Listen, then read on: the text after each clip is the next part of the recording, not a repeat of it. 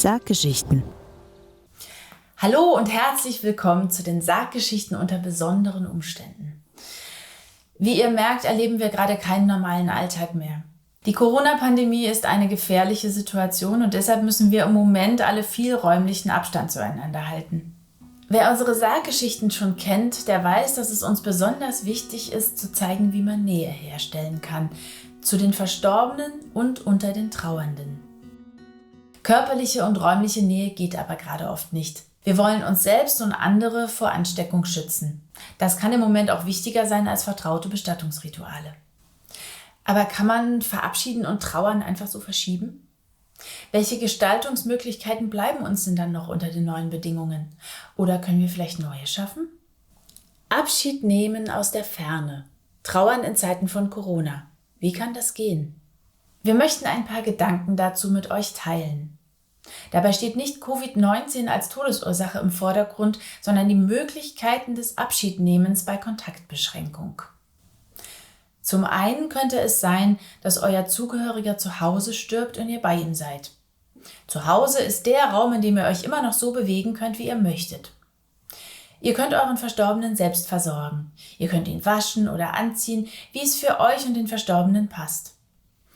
Pflegedienste oder Bestattende, die ihr sonst für praktische Unterstützung ansprechen könnt, arbeiten vielleicht nur eingeschränkt. Ruft sie an, damit sie euch hier per Telefon oder Videochat unterstützen können. Wir haben übrigens einen ganzen Film zur Totenfürsorge gedreht. Den findet ihr in unserem Kanal.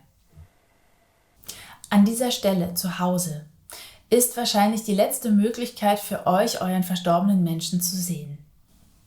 Aufgrund der Kontaktbeschränkungen wird es voraussichtlich später nicht mehr möglich sein, sich im Krematorium oder auf dem Friedhof nochmal zu verabschieden, Zeit am Sarg zu nehmen und ihn zu öffnen. Es könnte aber auch sein, dass ihr an einem anderen Ort als eure Verstorbenen seid und nicht zu ihnen könnt. Entweder, weil ihr nicht reisen dürft, in Quarantäne oder selbst erkrankt seid, oder weil es wegen des Infektionsschutzes nicht erlaubt ist, euren Verstorbenen nochmal zu sehen. Wir haben euch ein paar Ideen zusammengestellt, was ihr dann tun könntet.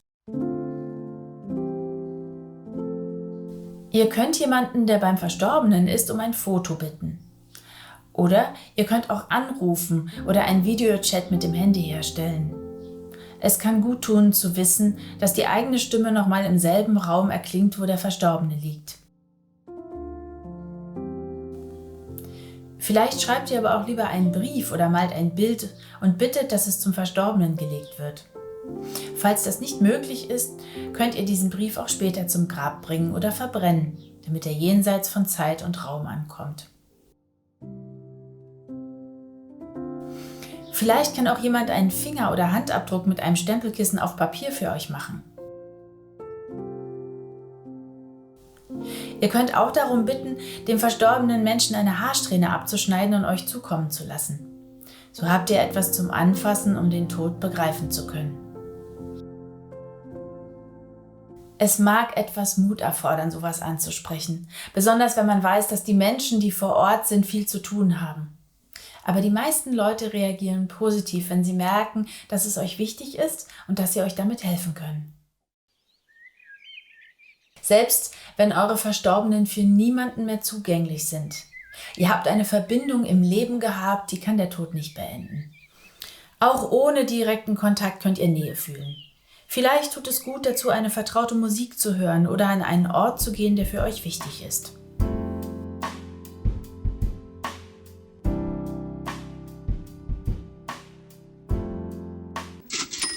Warum ist das wichtig? Sich mit diesen Dingen im Voraus mal zu beschäftigen, kann sehr hilfreich sein, falls diese Situation tatsächlich eintritt. Nachher läuft sicher vieles anders. Bitte vergesst nicht. Man verhält sich in solchen Krisen immer so gut, wie man es gerade kann. Ihr macht also alles richtig, egal wie es nachher kommt. So wie wir bei den Sarggeschichten machen sich gerade viele Leute Gedanken, was in dieser besonderen Situation für Trauernde hilfreich sein kann. Das sind zum Beispiel Andrea, Cass, Dani und Leo von Memento Bestattungen, Lea von Carons Tochter, Corinna und Pia von Traudigkeit, Julian von Thanatos Bestattung, der Palliativarzt Matthias Gockel, Mechthild Schröder-Rupiper von Lavia und Chris Paul und ihr Projekt Kontakt 2020 und viele andere.